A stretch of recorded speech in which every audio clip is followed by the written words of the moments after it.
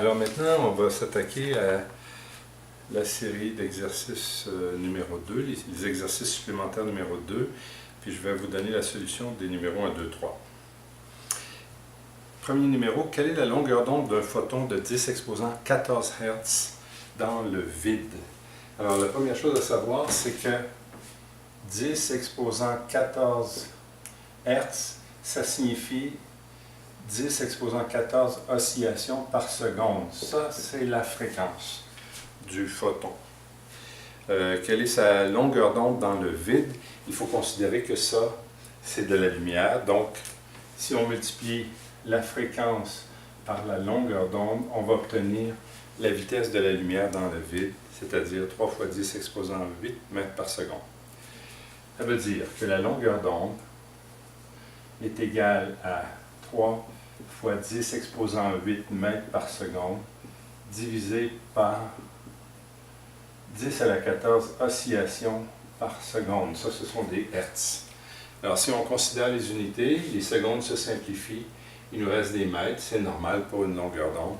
Et ça donne, si vous faites sur votre calculatrice 3 EXP 8 divisé par 1 EXP 14, vous allez obtenir 3 fois 10 exposant moins 6 mètres.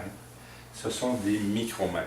Donc ça, c'est ce qu'on pourrait appeler des micromètres. Ce préfixe-là signifie 10 exposant moins 6. Lorsqu'on le fait entrer dans un cristal d'indice 1,65, sa longueur d'onde devient plus petite par un facteur qui est égal à l'indice de réfraction, parce que la longueur d'onde, la lumière ralentit, donc sa vitesse va diminuer, et la fréquence ne peut pas changer. La fréquence reste la même. Peu importe combien de milieux une onde va traverser, sa fréquence est inchangée. Donc, lorsqu'on divise 3 micromètres par 1,65, on obtient 1,82 micromètres. Et c'est le mystère. C'est la fin du mystère. Numéro C, quelle est sa fréquence dans l'eau? Ben, ça, c'est une question piège, parce que c'est toujours 10 à la 14, comme je disais.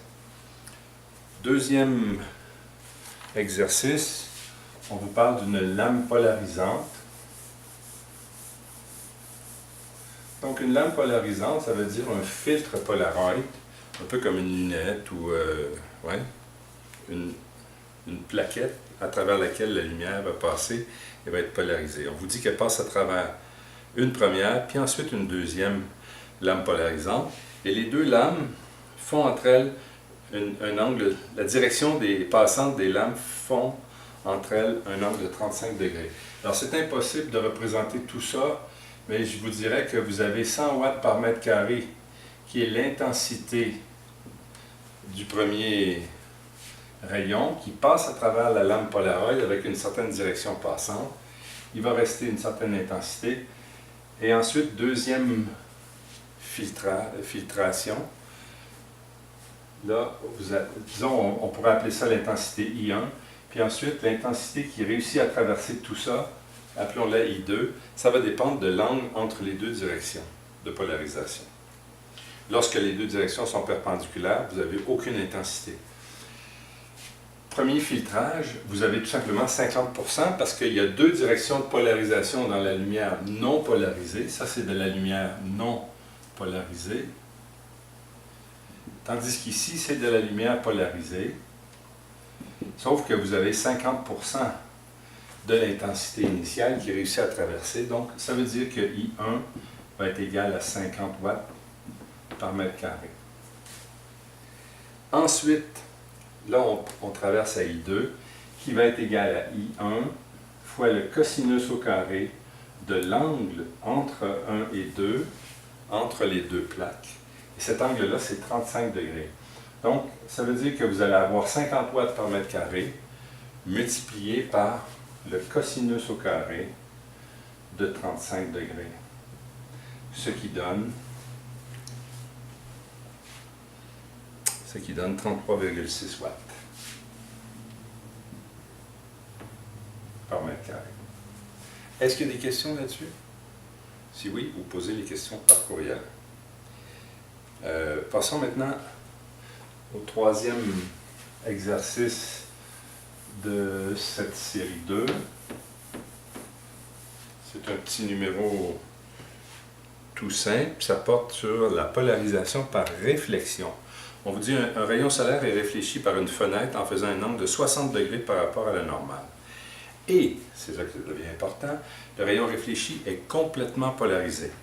Ça veut dire que si on a une fenêtre comme ça ici, avec le vert, d'indice, disons, N', alors que le rayon ici voyage dans l'air avec l'indice 1, vous allez avoir une réflexion. Donc on vous dit, ici j'ai un angle de 60 degrés, et le rayon réfléchi, il est complètement polarisé. Qu'est-ce que ça signifie? Ça signifie que vous êtes à l'angle de Brewster. L'angle de Brewster, il est tel que la tangente de l'angle, c'est-à-dire de 60 degrés, est égale à N' sur N, c'est-à-dire à l'indice du vert divisé par 1. Donc, au fond, vous avez seulement à faire la tangente de 60 pour trouver l'indice qui est 1,73. Ça, c'est la réponse de B, de A. Quel est l'angle entre le rayon réfléchi et le rayon réfracté? On pourrait répondre tout de go, si on connaît le principe. Mais calculons-le. La normale, puis ensuite vous avez le rayon réfracté qui fait un angle θ2 qu'on peut trouver avec la loi de sinus des quatre, à savoir 1 fois le sinus de 60 est égal à 1,73 fois le sinus de θ2. Lorsqu'on remplace les valeurs là-dedans, on trouve θ2 égale 30 degrés. 30 degrés. Ça, c'est l'angle de réfraction entre la normale et le rayon. Ça veut dire que ici, vous allez avoir 60, le complémentaire de 30, et là, vous allez avoir 30, qui est le complémentaire de 60, l'angle réfléchi. Donc, 30 plus 60 donne 90 degrés. Et ce n'est pas par hasard que les deux rayons sont perpendiculaires.